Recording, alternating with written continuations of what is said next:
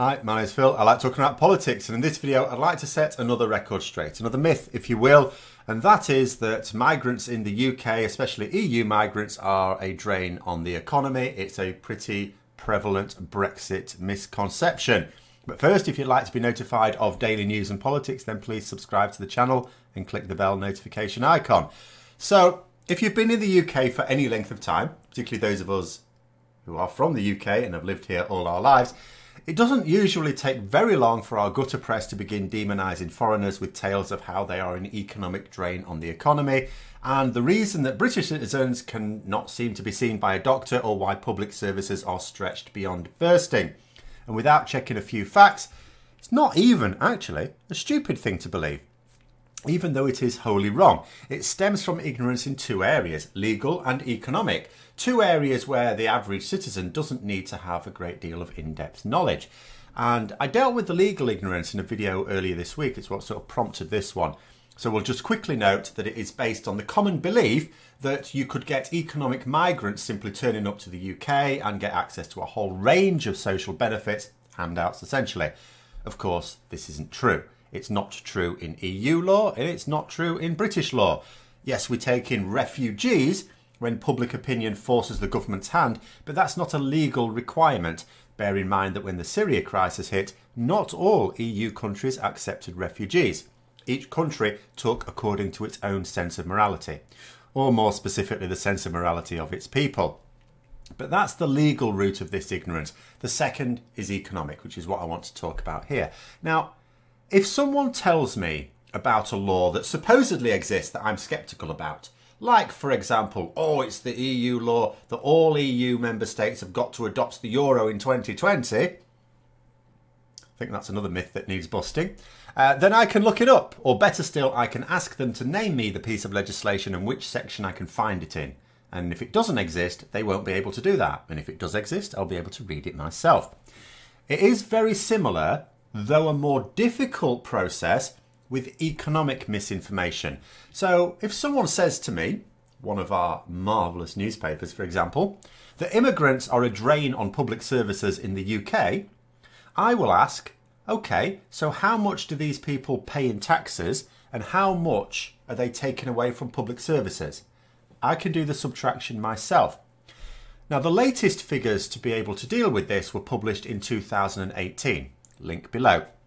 Now, the reason that these figures are not always easy to find is because they only exist when the government asks for them.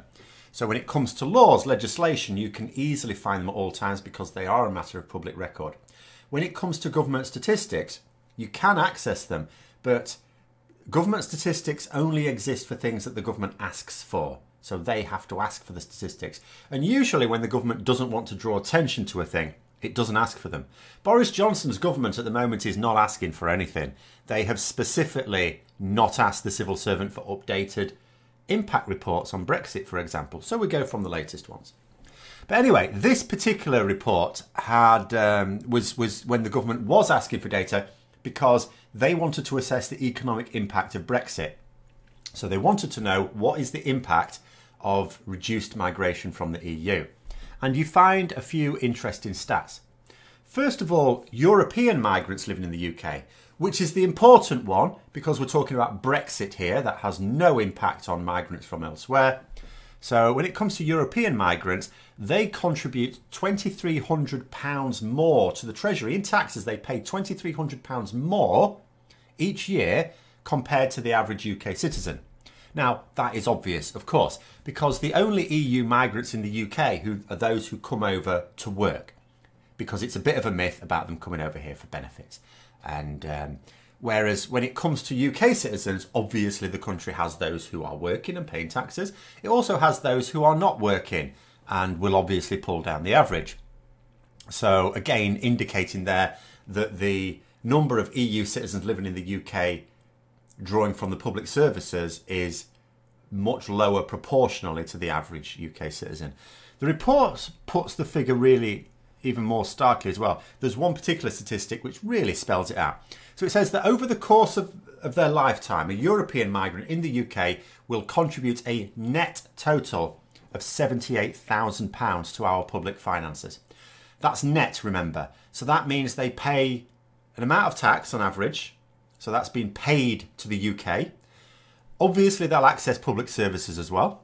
But when you take those two things away to find the balance, they have contributed a net total of £78,000 over the course of a lifetime if they spend their whole lives here. And you know, pro rata according to how long they do spend in the country. But it's a net benefit, it's a positive, so it's not a drain. That's the thing to bear in mind. That means the sum total of all the taxes they pay minus the value of the public services they use is positive. So to be clear, even if the figure was zero, it would still mean they're not a drain. It means they're paying taxes in, they're drawing stuff out, and it all works out the same. A drain on public funding would mean the figure would be negative. But it's handsomely positive. It's not just a bit positive, it's handsomely positive. And that means that refusing to allow European migrants to live and work in the UK, or even just driving them out due to an unpleasant atmosphere that seems to be pervading in certain parts of the country now, means that the Treasury, the UK Treasury, will be losing out on a lot of taxes that isn't even close to being compensated for by saving in public services. In fact, out of all the demographics, there is only one group of citizens in this report that are shown to make no net contribution to public services at all. And, oh, you guessed it. That's right. It's British citizens. British citizens make no net contributions whatsoever.